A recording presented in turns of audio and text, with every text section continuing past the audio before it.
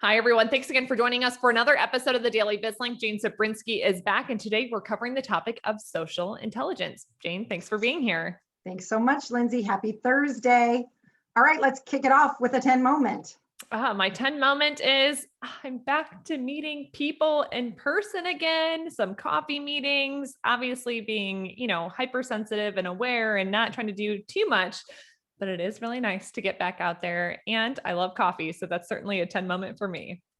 Beautiful. And it fits right in with the topic, of course, regarding social intelligence. And I wanted to talk about this because, social media it gets its fair share of the conversation. And I think social intelligence is something that we need to be continuing to engage in and re-engage in, especially in light of the last year and how it's impacted people. And studies are showing it's still a really critical skill, not only to personal performance, but especially in the workplace too. Thoughts? You're spot on with this specific topic. So I'm curious, what do you want to share with our audience today as it relates to social intelligence? Well, social intelligence is more than just listening. It's really about being able to understand, empathize, and connect with people at a deeper level. And I came across this great essay that had, 16 traits of socially intelligent people. Now, I won't go into all 16 of them, but I definitely think that it is important for us to continue to grow that skill and to get it to a point of mastery. And it's not as simple as we think sometimes. So you mentioned there's 16 of them. So are there just a couple that you could share with our audience just to get them, a little bit more familiar with what some of those may be? Yes, I think one of the first ones is socially intelligent people do not immediately deny criticism. And of course, we have a tool, all information is good information. And it's really designed to help people understand and take feedback and criticism without feeling the need to immediately respond. And so first and foremost, just acknowledging criticism and feedback, even if it doesn't feel good, but then just waiting to respond to see if it really needs any kind of response at all. And really, having some thoughtful consideration. Another one that I love is that they don't confuse opinion with fact, especially as it relates to other people. So we may have an experience with another individual and may have an opinion about that person, but we don't necessarily communicate it from the standpoint of it's a fact about that individual. Thoughts about that? I thought that's a pretty powerful one.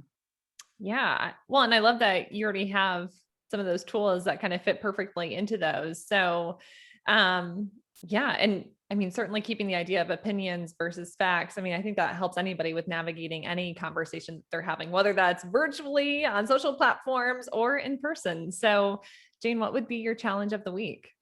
Well, so the first and foremost is really recognize that social intelligence is a skill and it's something that we have to work on. And our social intelligence and our relationship with others is really a direct extension of our relationship with ourselves.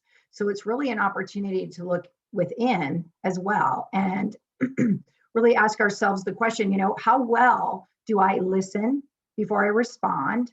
How well do I accept the opinions of others simply as different points of view and perspectives?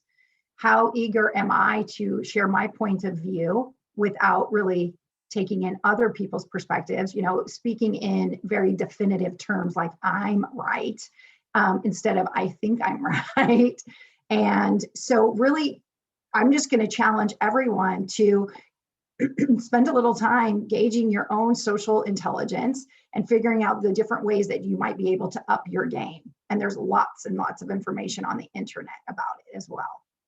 Perfect. Well, as we're all looking to become a little more social, I'm sure this is a really great thing that we can continue to grow and enhance. Our social interaction is something that will always help to set us up for future success, both personally and professionally. So Jane, appreciate your time.